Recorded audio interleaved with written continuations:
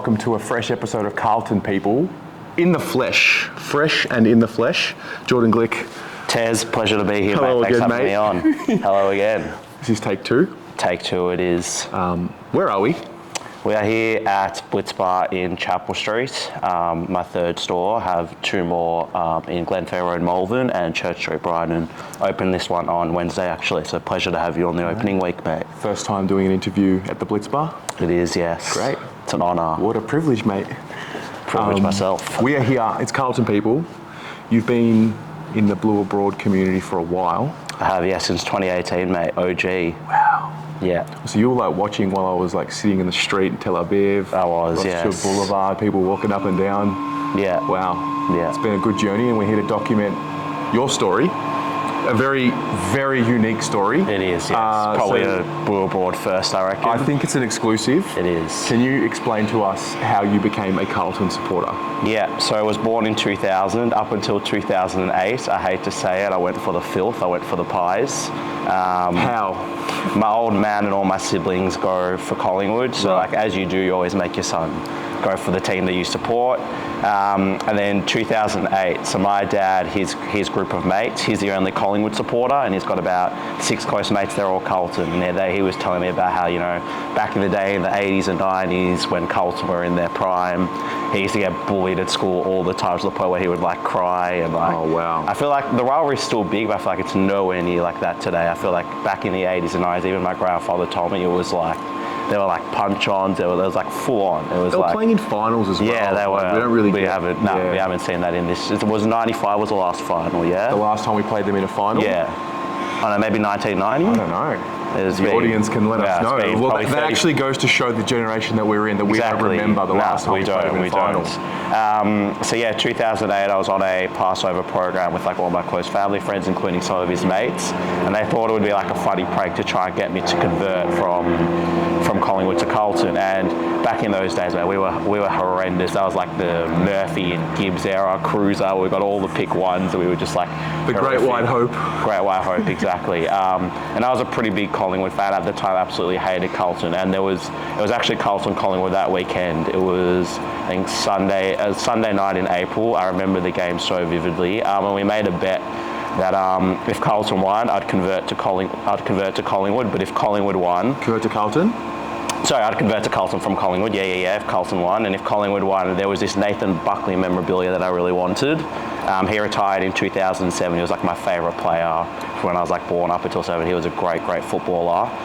There was this piece of memorabilia that was like $750 to like celebrate his career. So they all agreed that they'd chip in $150, 5 of them each, to get me that memorabilia if Collingwood beat Carlton. And then, mate, there was no doubt in my mind that Collingwood were winning. Carlton were horrific at that stage. Anyway, I remember the game so vividly. The final score was 17-9, 111 to 13-10, 88, so we won by 23 points. And low-key, I feel like there was a handshake, but I feel like it wasn't actually serious. But it was actually Brendan Favola that made me convert. He was unbelievable. Like his hands, his like speed at the ball, and his kicking style was just unreal. He kicked 7 that game. And I immediately fell in love. I now even have like the Brendan Favola kicking action, like I hold the ball with one hand at the bottom, one hand at the top. I fully kick like that. Just love Favola. So I was like, you know what? I'll convert, but you need to get me a Favola t-shirt with 25 on the back. And they're like, done. Ever since, made the handshake deal, became a Carlton supporter, and never looked back. So you're a man of your word. Yeah. Because you said it was like a handshake, but not. Yeah, it was yes, like, one of those. A man of your word. You switched up and like, what, cold turkey switched? Like on the Monday morning, you're a Blue. Monday morning, I'm a Blue. Started going to Never Carlton. Like veered back. I mean, the Pies won the flag in 2010. 2010, yeah. So you've missed 2 potential premierships. Yes. I was actually there, so I was there in 2018 for Sheed. Yep. I was actually sitting in the pocket. I actually get on TV with my brother when Sheed turns to the badge, and I'm going ballistic, and my brother's face is like, I think I've sent it to you before. You have.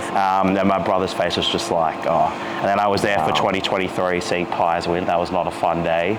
We had like front row seats to that, but it just made me so jealous, like seeing my brother. It's like his life's complete. Like He actually didn't care that Collingwood didn't make finals this year, as like most. Winning. Once you win a flag, I feel like it's like you don't need success for another few years. It's just like. Well, that's what we're like in this generation. We just, I mean, I get it. We say that we want to see one, and then I get, you get the buzz of the first one. You want to feel it again. You get greedy, but like. There's never going to be anything like the first one. No. Especially for our generation. Exactly. It's been so long.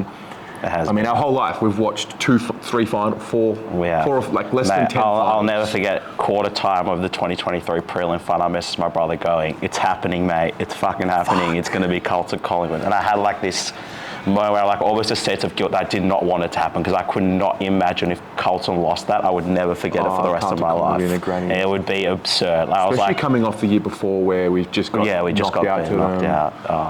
Wow. And that game, that was like, we just knew it was happening. The way we were playing, I was just like head in my scarf for the last. The Brisbane one? No, the Carlton Collingwood game. The 2022? I was just like head in the scarf. Like I was with my whole family. I was with my younger brother, who was like 9 at that stage. I had my head in my scarf, and I'm like, just tell me where the ball is, and I want you to tick down the clock. And then I remember it was Charlie Curnow missed with like maybe 4 minutes to go to go up by a goal or something. I remember early in the fourth, he fucking played on. They played on. Didn't need to play on. I remember saying it in the review, like, Charlie, why'd you play on? Yeah. Just go back and then like I left as soon as Jamie Elliott kicked. Like I didn't see how it happened. And then like I didn't watch the last 3 minutes probably for a good 2 months. My brother actually airplayed it on the TV while I was watching the Big Bash one night. He's like, mate, this is how you lost. And then I saw, do you remember how Durden had like Mackay in open pocket? In the and the he just kicks it straight to Jeremy Howe. It was like, at least get a point, even just bomb it to the top of the square and make it a draw. Hit the goal. Because a draw would have been enough, no? Draw would have been enough. Yeah, it was, that was just peak Carlton, mate. I walked home, first time ever, didn't even bother jumping on the tram. And I turned to my dad with like probably, I think we were up by like 22 points with like 11 minutes to go. I'm just like, I do not like how we're playing. We're going into our skin, which we always do. I'm like, we're losing. It was the same against Melbourne the week before. That was just, 2022 do you know was just... those 2 games, that Melbourne game and the Collingwood game, was the first time in my life that I remember watching something unfold in slow-mo. Really weird experience. Like Cozzy Pickett the week before, I was like, oh wow, we just let it slip. And it wasn't, I mean, it was bad, but we always had the week after. Yeah. I was sitting in that flank on that side where Jamie Elliott was running, and like it all, like the way the ball dipped from the contest, the way Ginnivan sort of blocked Sard intelligently, and I was like, oh my God, and what it runs through, and I've like never heard crowd like it. And I remember, that white noise? Yeah. I remember hearing that. And I remember the crowd being as loud as I had heard it ever. Were you at the 2024? Were you at Higgins? Were you at that game? What was that like? St Kilda? Was that like white noise, or was that like... Because I was actually flying home. Well, I was on the other side, to be fair. When Higgins kicks the goal this year... I think no one was surprised. I think in a weird way... We expected I've seen it. Yeah. I've seen Elliott, I've seen Pickett, I'm like, oh my God, like another one? Like I've seen another one added to the list. It's like Jack Higgins, like, no disrespect, but like... And it was like the stupidest thing, there was no one in the goal square. It was just like, it wasn't even like on the floor. It was just like classic. I was actually flying home. Carlton. I was flying home. It was very, very fun. I was like trying to keep my cool because like everyone around was just staring at me. I was like going ballistic. I was like on Emirates and had it on the screen. When Motlop kicked that goal, I went ballistic. I thought we had won. And then I was sitting next to a Mace. I'm just like, with 3 minutes, I'm like, something's off. We're losing this. Do you remember 2019? We played Gold Coast early. Early in the season. I think we were 0-3 going into the 4th game. And similar to the Higgins goal in 2024, no one's on the goal line. And who kicked a goal? I think it was Jack Bowes. Jack Bowes. It was Jack Bowes. Jack Bowes. Yeah, I remember that so vividly. That is vintage. That is classic Carlton. It is. And that's all we know. And that's the hard part because, And it nearly happened. It probably should have happened again. Remember Melbourne with Marchbank touching it? Oh yeah, he actually touched that. That was classic again. That was like no one on the goal line. It was Petrarca from 60 out or something. Nearly kicked it. Absurd. It's always on the goal line. It's always on the goal line. And then there was also like that Liam Jones one where he had that header. That was actually ahead of that. Yeah, I think That so. was Essendon. There's always just like something on the goal, like controversial. It's just like, basic Never footy do it easy. fundamentals. It's we never always do. difficult. It's always a drama, no matter what it is. Mate, even like Melbourne, which is like the best moment of my life, Blake Acres playing on and kicking the goal was just peak Carlton. It's like, take your 30 seconds, make it 20 seconds to defend rather than 50 seconds. And he just played, he nearly missed is the funny thing. And it was just like, we always just win in the hardest way possible. It's hilarious. What's the loudest crowd you've ever heard for Carlton being at a game? One of two, either when Judd kicked that goal in 2013, that was goosebumps, or when Acres kicked that goal. Probably the final siren of 2023 semi-final, that was like nothing ever before. Something, it was like a whole life of frustration. And it was almost like the stars were aligning up for a Carlton Collingwood granny. It was like the heavens want it to happen. It's like, it's a lie. I think even BT said it, like the stars are aligning for a Carlton Collingwood granny. I watch that, mate. It's my guilty pleasure. I probably watch that every time I'm down about Carlton. I probably watch that weekly. That play was just unreal. That also happened in slow motion. Oh, unbelievable. When Wiedering takes the kick, because I remember early in the season, it was like he was taking a little bit longer to execute the kick. And he just went bang. Like instinct. Yeah. And then Ollie hits up Doc, and I remember that contest. That's when like everything opened up, and I remember I was sitting, and then like everyone was standing. You could hear what it sounded like for everyone to stand up and their seats hit the back. Mate, and even like Docky and Acres were both injured. It was like they both had one. And what was underrated in that play? That Mitch McGovern fly, that fake fly, I think was really underrated. He was like the reason why Acres could be like fake fly. Do you reckon it should have been a free that he fake flied and blocked him out? Nah, I mean, he was smart. It was smart. There's another passage of play in unreal. there. I think it's, if you watch the video, like the last 2 minutes, there's a contest. We kick it to our like half forward, and like Acres is running with the flight of the ball, like holding on to his arm. And he's got no chance of getting the ball, but he literally just like takes the oncoming traffic. And I feel like honestly, even this year, he never got his shoulder better. I feel like even this year, I noticed that he was just going in with, he wasn't using his right shoulder, he was just going in with one hand. Yeah.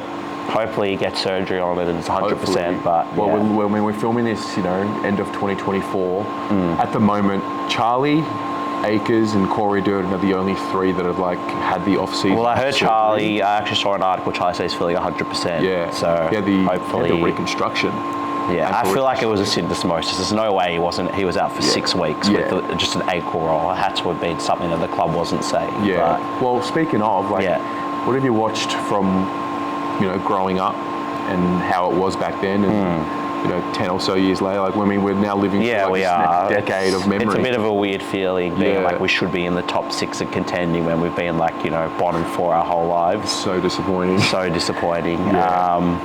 Particularly the line, 2022 should have been, but it's just like we still, even though we're good, we can't put together a consistent year. Like 2022, we bottled it. 2023, we started so bad and then peaked. This year was the polar opposite. It's just like we just need to be consistent. I don't know if it's a mindset thing. I don't know if it's a fitness. What do you reckon it is? Do you think it's more mindset, fitness? At this point, it has to be in their head. Yeah, we know we have them. We know when they come out of their shell, they can play the best in the league. Like that Geelong game, that was probably the most complete game this year. What round was it? Maybe round 7 or 15, when we thought we were flag favourites.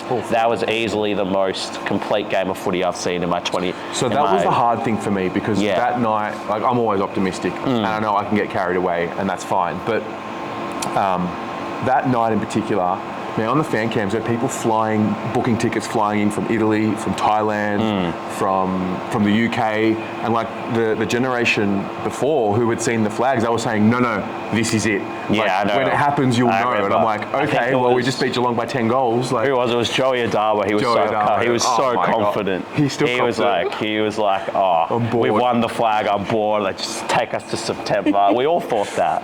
But classic Carlton way, we found a way. Are we delusional? I don't think we're delusional. I just think it was injuries at the wrong time. I think, we got really critical injuries, particularly towards the back end. Our whole midfield was just like... But I feel like we will come out of that better. Like we, blooded Moya, who looks really good, particularly Lord, even Binns. Like we got some valuable game time. We're about to pick up. I don't know. We've got the draft in a couple of days, so pick we'll up see another young guy. And even Kemp forward looked pretty good. Supposedly we're trialing Jack Silvani off the back line. I don't mind that. He's got a bit more. I feel like he's a bit more. disciplined than Kemp. I think he's also a bit bigger. The issue with Kemp, I find, is he gets knocked under the ball too much as a second tall. I feel like his placement, whereas a forward, he can kind of, it's a defender following him, so it's almost like in reverse where he can kind of. The only thing with Jack going in defence is, does that mean he can still pinch hit in the ruck? Because like ideally, we want DeConing. I mean, we've sort of depends. moved, We'd probably need a. Well, I've also heard McGovern. Well, did you see Dan Gorta? McGovern might be playing forward, so maybe Kemp's still playing back. Maybe the Haynes sort of acquisition was so he can be the fourth tall / go up to third. When Jack goes in the ruck, but I don't think we can go in with Pitto and Tom DeConing. Not anymore. No, not Tom's anymore, grown. Definitely not. Tom's evolved and he's broken out. He has. He's our barometer. He's a very good footballer. Do you have do you attach yourself to a certain player? Like, do you have a favourite, or are you? Always been a favourite of Cripps. I think he's the GOAT. I think he'll, when all is said and done, I think he needs a flag as a captain to solidify himself. But mate, double Brownlow. He's already equalled John Nichols for the most. We're witnessing. I think it's still underrated. I think we're witnessing greatness before our eyes. His ability to just put our team on our back. Like even in the Security game where we lost, he got the 3 votes. He was just like, when he lifted, the whole team just followed him. He's a warrior. He's got he's at that age now where, I mean, he's never been quick. No, but that's okay because he's timing. Gotten faster. He has gotten quicker and a better ball use, a better shot on goal, which is but he kind of added this like ability to sense the moment. Yeah, he has. Know what to do, when to do it. 100%. Yeah, that happens with aging and maturity and being the captain for what is it, 5 years now? 4 years? 5 years? I reckon 2018. So maybe 6. When he was co-captain with Doc. With Doc, and then I think Doc did his ACL and then focused more on that. Yeah. So. Mate, it's scary. Cripps is turning 30 this year now. He's on the other side of his prime. I was actually thinking about that. Like, even is he? I think it's turning. Is this the best we've seen him this year? I think it is. Yes, but I do think he's got 2-3 more years where he'll be like Brownlow contention / winning the BNF. But even blokes like Charlie's, Wiedering's, Harry, they're now 26, 27. It's like our window's only 3 more years. Like it's now. It's now. Yeah. But we still do have a bit of a younger core coming through, like DeConning, Walsh, even like Elijah Hollins, I think will be a very good footballer, Ollie, and then like pick 3 and Moya, Ward, Binns. So I feel like Austin's done very good at kind of trying to extend that window. That's why I'm kind of happy we didn't go for Houston. Well, we went for the long play. Yeah, exactly. And I think especially with Tassie coming in, I feel like that's the play. Yeah, 100%. Yeah. You've got to get your draft picks now. They Walker next year, the Campo boys. We've got some good talent coming through. So, yeah, we've extended our window, but the time is now. We're not going to ever have dual Coleman medalists, Brownlow medalists, all Australians on every line. Mate. It's never going to happen. You got again. Sard and Wiedering who have been all Australian level. Doc, even if you consider him halfback. True. Yeah. You got Harry and Charlie both been Coleman medalists, both been all Australian. Cripps and Walsh both been all Australian. Yeah. That's why I think it's mental. It's that, and it's also staying fit and not getting injuries. Fit, coaching. Mate, I'm just waiting for that in the next 2 weeks to see that pre-season injury. No. Yeah, touch wood, but it's been 7 years in a row. It's been Doherty a couple times, Walsh, Williams. Do you know when I'll know? Yeah. When we don't get that injury. That Christmas week. That's when I'll know. I'm like, all right. Something's changed. Yeah, good. Yeah. But I mean, even this year, Walsh kind of got hurt January, Feb. But Jack Silvani did his ACL in early Jan, I reckon. Yeah, he did. Mid-January. So I don't know if we had a Christmas update injury. So I thought we were in the clear. Yeah, and then we had Silvani. Yeah. So now behind us, you'll see the words Blitz Bar. Mm-hmm. Can you tell us the story of the Blitz Bar? Yeah, sure. Fascinating. So we are Melbourne's first self-service acai bar. Started in acai only. Acai, we do acai, smoothies, and coffee. The main attraction is the acai bar. We're the first in Melbourne to ever do so. It came about in COVID. Actually, during lockdown, had a bunch of spare time. I was at uni studying commerce, so were the 2 mates that I eventually started this business with, and we were just brainstorming. We're all pretty big foodies, and food actually has like the least barrier to entry, unlike any sort of services like accounting or finance. You don't need a degree. All you need is a bit of money for the shop fit out and all of that, which we all had savings. So it came about in COVID. We're all we want to sell something that we're pretty passionate about, that's good for the Australian community, something that's healthy. And most people actually get this wrong. What do you reckon is the number one chain worldwide? Macca's? It's not. It's actually Subway. And the reason being is because at Subway, you can't really get a bad experience. Like, you kind of choose what you want. You're not going to, pick spinach if you like lettuce. You're not going to pick tomatoes if you like cucumber. It's on you to kind of pick your...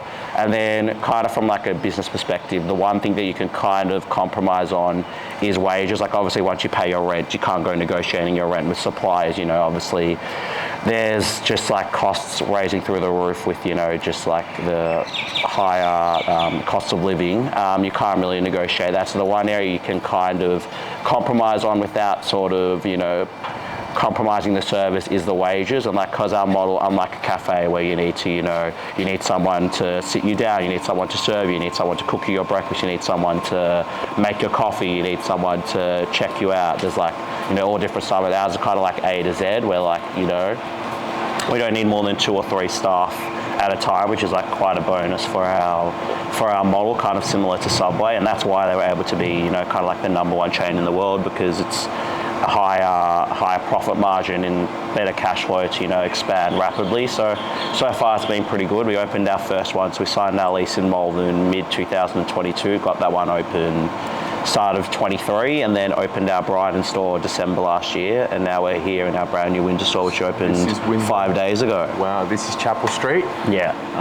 It's added a little something else to the mix. Wow. It has, yes. It's been good so far, but still early days. Only been about a year and a half, so good on you. Yeah, good on you guys. So just the 3 of you. 3 of us. 3 mates. Just we didn't go to school together. We actually met each other through the local Jewish football club Ajax. Oh yes. Shout out Ajax. Shout out Ajax through footy. Yeah. We also kind of had like mutual friends and stuff, but they went to King David, I went to Yumna and Nelson, so we didn't really go to school together, but all kind of were studying commerce, had a mutual interest in entrepreneurship.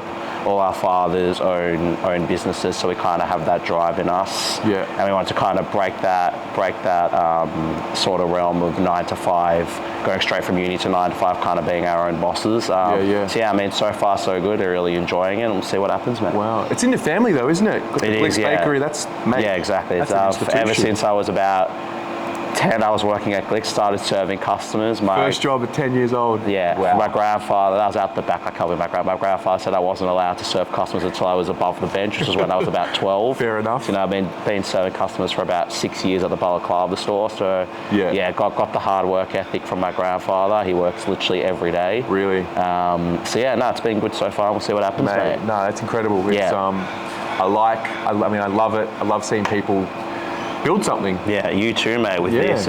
I have a lot of respect for you. Thank probably you. are. The mental barriers you must have, like going on the fan cams and like hearing, some people vent. It's like, I love it, mate. It's like my psychology session. It's like just seeing other fans. In a guilty way, it's sort of just like, because we've been shit for so long, it's like kind of seeing other fans vent their frustration, and it's like, there's other people suffering, kind of like, but it's like all kind of to you. So it's like, well, I have a lot of respect for you doing that. Thank you, man. It's interesting because I think a lot of people say that. Yeah. I would say most people watch the fan cams without coming on, but they watch it because they watch someone feeling what they're feeling and validating. It validates it. It's like, it's like, I'm not just the crazy guy that loves footy too much. It's like, exactly. At the end of the day, it is just a game. It's just a bunch of blokes kicking a footy around, but mate, we're the most passionate fans. Why? In the game. I've been trying to discover, what is it that, when you meet another Carlton supporter, you're not a supporter. You're like, it's a lifestyle. It brings out something, and I've been on this journey to try and figure it out, because I always loved it. Yeah. And then obviously, I think it's just us wanting to get back to those glory days. We hear from our parents. Why does it matter so much? Because we want to kind of be in touch with that previous generation. It's like, we don't want to be seen as an outlier in kind of, when it's all said and done. If it ever is said and done, we don't want to be a part of that, 50-year block, for example, where it's just like, we never won a flag from 95 to 2045, for example. Or like, we want to wheel the fans on, wheel the players on to, I feel like they do kind of play better when we bring that energy. And going on that, I kind of feel like Brisbane this year, it just did not feel like a final. I feel like 60-0, man. 60-0, and even just like, I don't want to bag the Carlton fans, I do feel like even we didn't bring the energy. Like, I kind of understand that it was like 60-0, but even hard. You know what it was? So I remember I saw you there. Yeah, you mate, I was like trying to, up. like when Mackay kicked that goal, we were probably even 5 goals down. We had a little sniff. I was just trying to get everyone. Was that the third? The third. We were probably down by that. The way I saw it, right? Yeah. We were ready for an incredible performance. I thought the first 8-10 minutes was like tough. Okay, it was, yeah. And then before you know it, you're down like 5 goals zip, and then you're like 6, 7, 8, 9. Oh my God! It's mate, at the end, I was almost like, if I make it all the way to Brisbane, I think we were 2.5 minutes off breaking the record for the longest time without kicking a score in an AFL, VFL history of any game. So do you think that final loss is scarring, or do you think they're going to be able to get through it? I do think from now on, I think it's underrated how much it's going to influence us in that when a team now plays us in finals, I think they're going to be like, remember these bunch of boys, they were down 60-0. There's no reason why when the pressure comes, they'll just fold. So I do think mentally there would definitely be an edge for finals, probably for the rest of these boys' career. Well, this core group of, Walsh, Weedery, Harry, Charlie, even though Charlie didn't play, like Chera, just all of them, until eventually, we kind of win 2-3 finals in a row, I feel like. Or we do the reverse where we kind of, come out the gates and blow someone away. I think it is going to be a bit of a mental thing. And that is my fear, unfortunately, that it is, all they need to say is just remember this was the exact same group that absolutely folded against Brisbane on the biggest stage in front of, sold out Gabba. So I went to Brisbane. So did I, unfortunately. In my head, in my heart of hearts, I'm like, we're not winning. Logic says we're not winning. Yeah, but footy is footy. Exactly. And magic is magic. And, maybe you got sucked in a little bit, Doc coming back. Exactly. I'm like, the boys giving it their all. I was never planning to go, but then it was like once Port beats Freo, it was almost like in life when something's taken away from you and you get it back, it's like almost like you're going to try as hard as you can to not let that feeling go. So it's like, surely the boys mentally are just like, we had finals taken away from us and we got a second chance. It's like, surely they're going to show up and it's a free hit. You get that delusional that it's a free hit and that they've got everything. So that's why I kind of went up. It's like, surely the boys, when it means something to them, it's like they'll show up.